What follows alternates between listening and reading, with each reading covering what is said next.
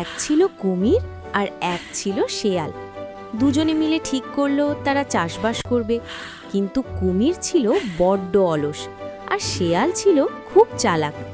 কুমির ভাই, চলো এবার আলু চাষ করি। কুমির ভাবল মাটির ওপরের অংশটাই হয়তো আসল খাবার। সে বলল, ঠিক আছে, কিন্তু আমি গাছের উপরের দিকটা নেব আর তুমি নেবে নিচের দিকটা। শেয়াল রাজি হয়ে গেল। আলু যখন হলো, শেয়াল মাটির নিচ থেকে সব আলু তুলে নিল, আর কুমির পেল শুধু লতাপাতা আর ডালপালা। কুমির খুব রেগে গেল।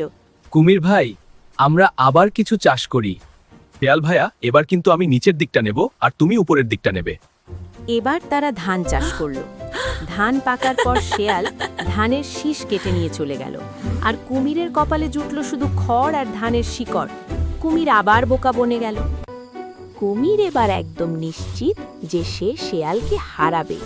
সে বলল, এবার আমি গাছের আগা আর গোড়া দুটোই নেব, তুমি শুধু মাঝখানটা নেবে।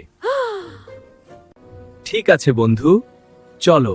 এবার তারা আখের চাষ করল। আখের মিষ্টি রস থাকে মাঝখানে লম্বা লাঠিটাতে। শেয়াল মনের সুখে সেই মিষ্টি আখগুলো সব নিয়ে গেল, আর কুমির পেল মিষ্টিহীন শুধু আগার পাতা আর মাটির গোড়া। বন্ধু, তুমি খুব চালাক, তোমার সাথে আমি পারবো না। হ্যাঁ, আমি শুধু হেরেই যাচ্ছি, আমি আর তোমার সাথে চাষ করব না। গল্পের শিক্ষা: শুধু গায়ের জোরে বা জেদ ধরে কাজ হয় না, কাজ করতে হয় বুদ্ধি খাটিয়ে।